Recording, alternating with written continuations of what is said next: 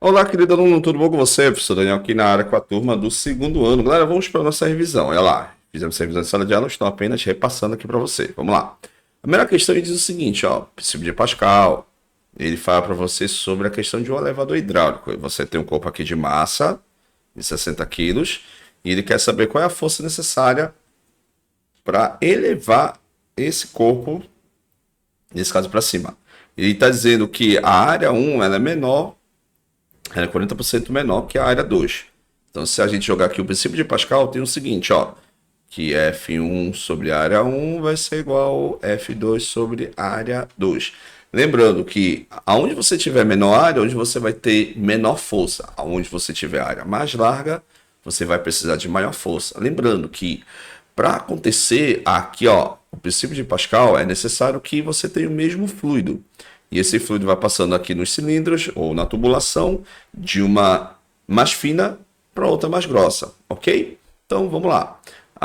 Como ele está falando para você que esse corpo aqui tem massa, então vai entrar aqui o peso, exatamente. Então, peso vai ser m vezes g dividido pela área 1, igual a força 2 que ele quer, dividido pela área 2.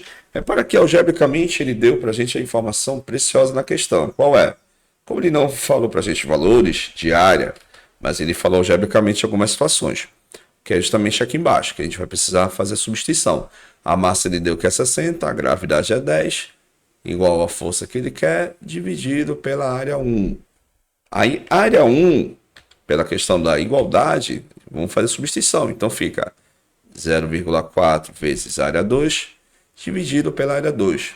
É justamente aqui que você faz a jogada. Ó. A área 2 vai embora com a área 2, sobrou os nossos amigos de cima. Então fica 60 vezes 10 vai ser 600, dividido por 0,4, igual a F2. Truque matemático de números decimais. Coloca um zero em cima, a vírgula vai desaparecer aqui embaixo. Então fica 600 mais esse zero. Por quê, professor? Porque essa área aqui, perdão, essa vírgula que ela vai desaparecer, que fica 4, dividido por F2.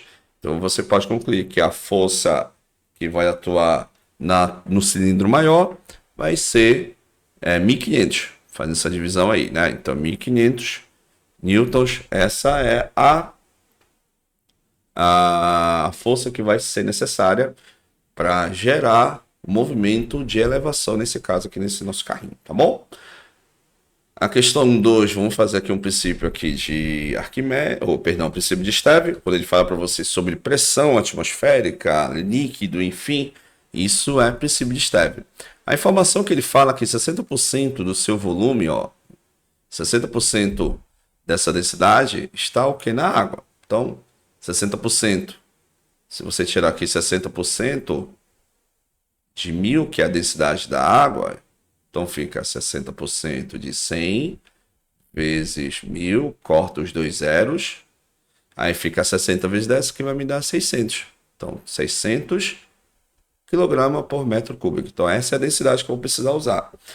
O princípio de Steve, ou seja, quando você vai afundando, você já está, passou de 10 metros, você já está recebendo uma pressão atmosférica debaixo da água a partir de 10 metros. É o que ele fala aqui para você, ó, tá?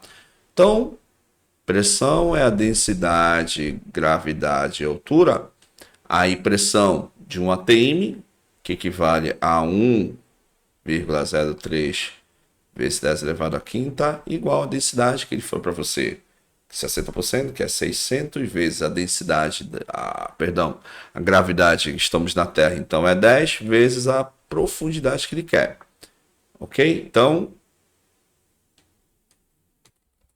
vamos lá. Aqui, se você fazer a conversão, andando 5 casas para a direita, eu vou ter o seguinte, ó. 0,3 e os 3 zeros. Que falta para completar a quinta casa lá do número decimal, da notação científica. Então a gente pode concluir o seguinte, que 600 vezes 10 vai dar 6.000.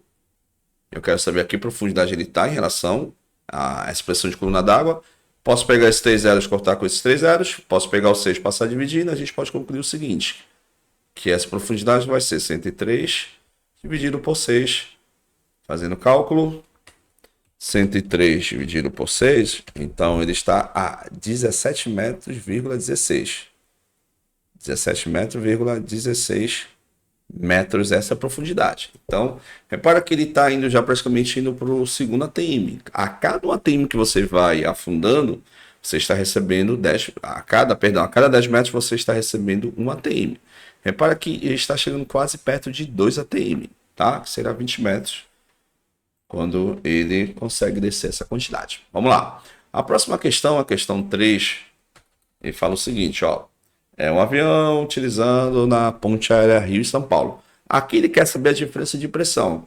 Comentamos com você em sala de aula sobre a questão do princípio de Bernoulli, que mantém o avião, a asa do avião lá no nosso amiguinho. Ó. Você tem uma pressão em cima e você vai ter uma pressão embaixo.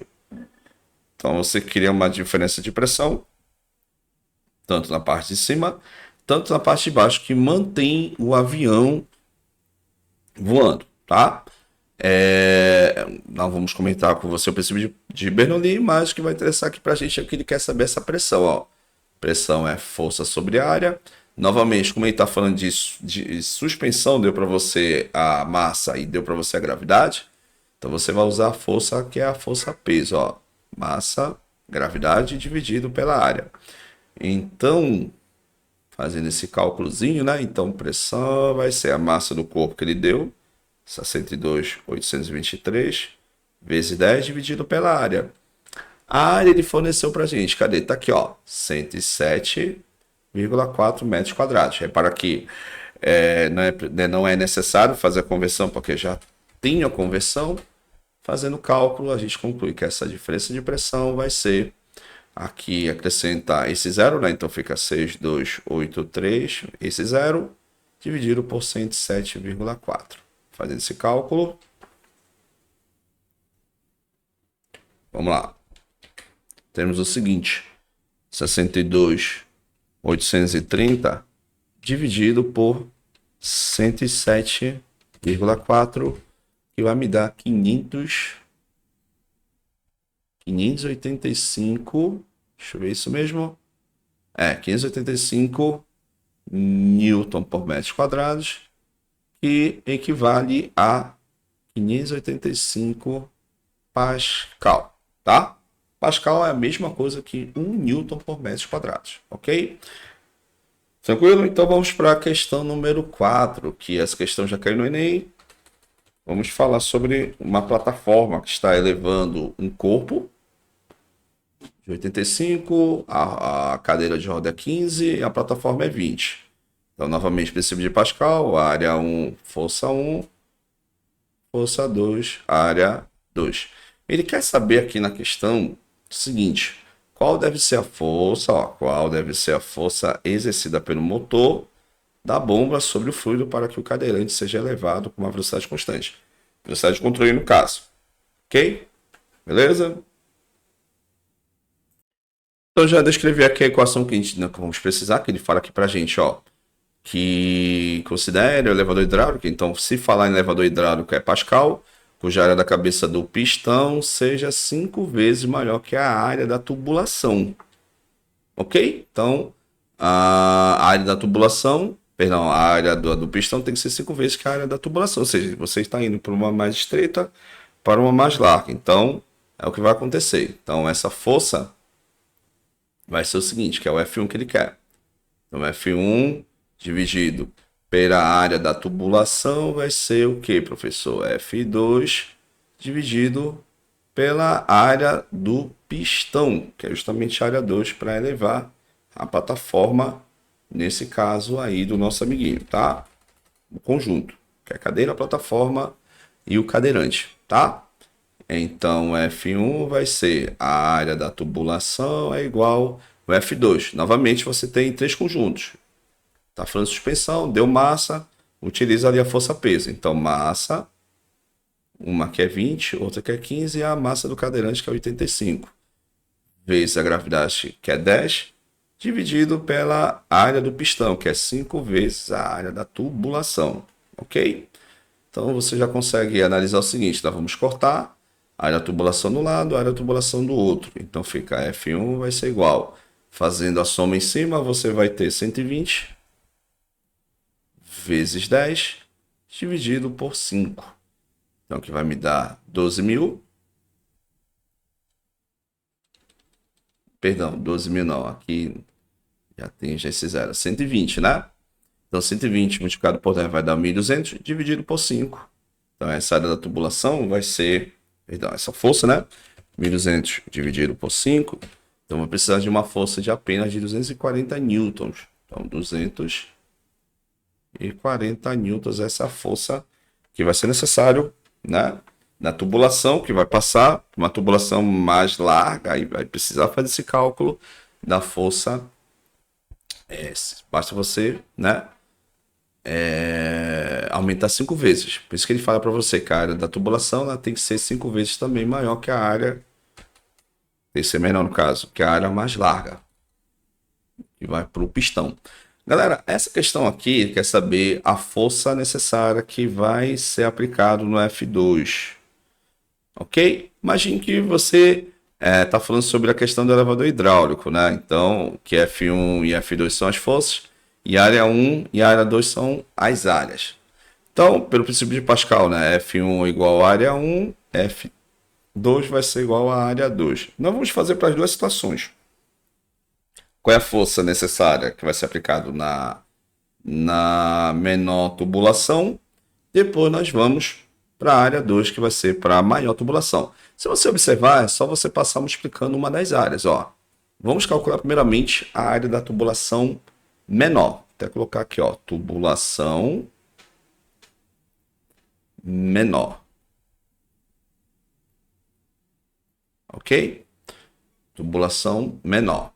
Então, tubulação menor você vai ter, ó, passa o A do outro lado, esse ar aqui, ó. Explicando, nós concluímos o seguinte, que o F1 vai ser igual a F2 vezes a área 1 dividido pela área 2, ó. Então, repara que a força F1 depende exclusivamente da razão entre o que, professor? Entre as áreas. E é diretamente proporcional em relação à força F2. Então, por isso que o F1 vai precisar de uma força menor para mover a tubulação maior, tá? Então, pela lógica, a tubulação de área 2 vai precisar de uma força maior. Aí, tubulação maior, mesmo princípio, ó, tubulação maior que a F2, tá? Até colocar assim, F2, tubulação menor, F1. Novamente, seguindo o princípio de Pascal, F1 área 1, F2 área 2. Como ele quer a força maior na tubulação, vou precisar passar o A2 para o outro lado. Então, concluímos o seguinte, que a força F2 vai ser igual a F1 vezes área 2 dividido por área 1, ó. Então depende exclusivamente, né? A força F2 depende da área 2 para que ela possa se deslocar. Aí você pode concluir que a força F2,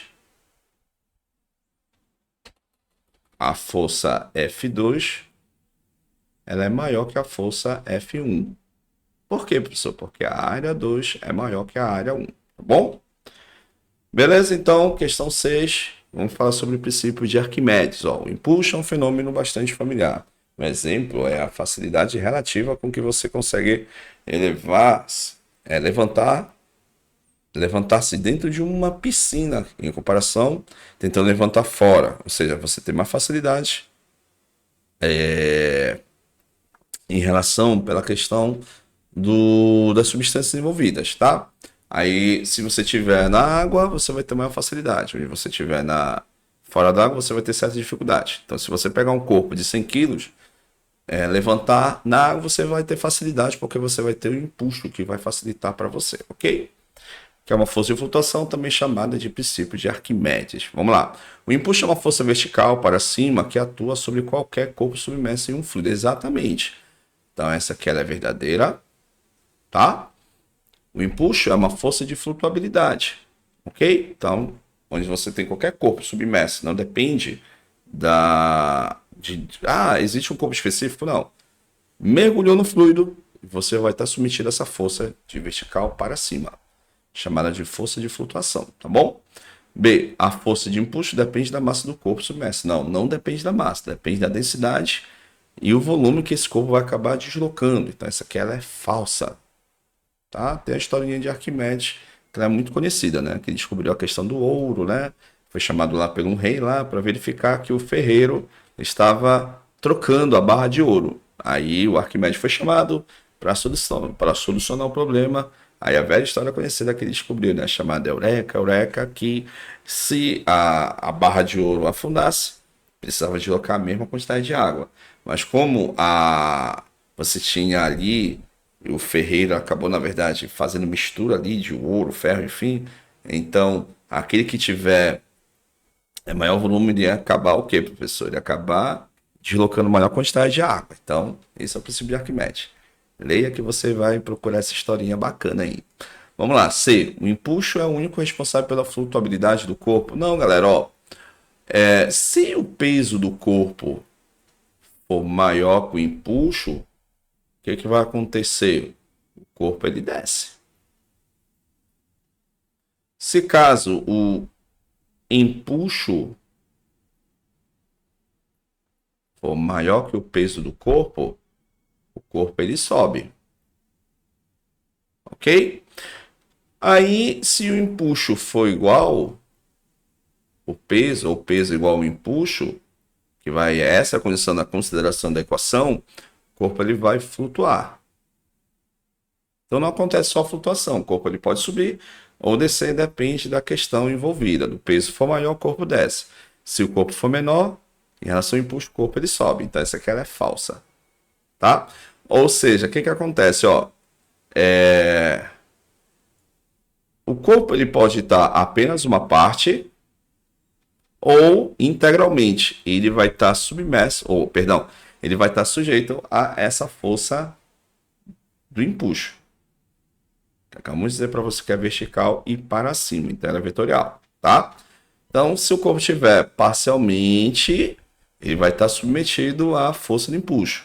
Se ele estiver integralmente, ou seja, totalmente submerso, ele vai receber também esse empuxo. Então, galera, essa foi a nossa aula para você. Cuidado, dê uma lida na parte do princípio de Stevens, questão da... Ele fala para você alguma coisa relacionada à questão do pressão de coluna d'água, o corpo ele está descendo uma certa profundidade, enfim. Aí deixei material para você sobre a parte de barragem. Deu uma lida nesse material que nós discutimos em sala, tá bom? Então fica na paz, fica com Deus, galera, e boa revisão para você. Tchau, tchau e até a próxima.